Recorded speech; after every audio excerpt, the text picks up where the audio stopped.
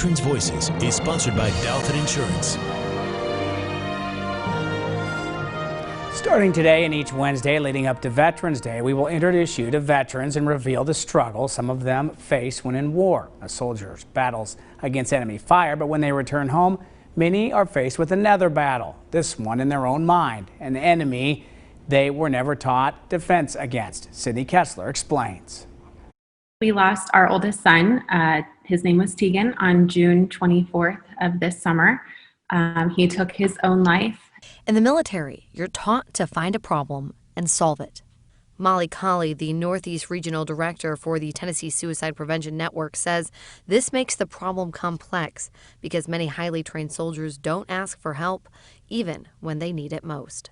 There can be some things culturally within our military and within the veteran population that can make it really difficult sometimes to talk about these issues. Laura Rasnick, the supervisor of the suicide prevention program at the VA, says anyone can help.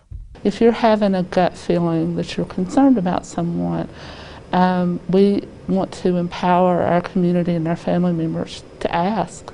And the easiest way you can help is simply by being there. When you're listening to them, it's also important to let them know that it can get better and to try to help the people that are in your life that might be struggling find the resources that are available. For those struggling with suicide loss, Mission 22 has helped Tori Stratton and her family. We needed a place to put our thoughts and to put our heart after we lost Tegan. And Mission 22 was it. We know ourselves, being a military family, that veteran suicide is an issue, and we wanted to be a part of fixing that. So, from Mission 22 to veterans groups to the VA, there are so many resources available.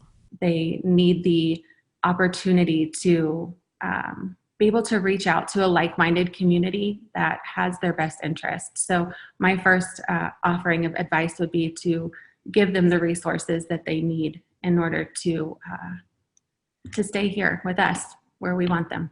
Also, look out for signs like mood changes or withdrawal and learn about proper firearm storage. Pay attention and go with your gut. Your gut can be an amazing tool when it comes to recognizing warning signs and things going on with people in your life. But more than anything, this is about shifting our mindset on what suicide means.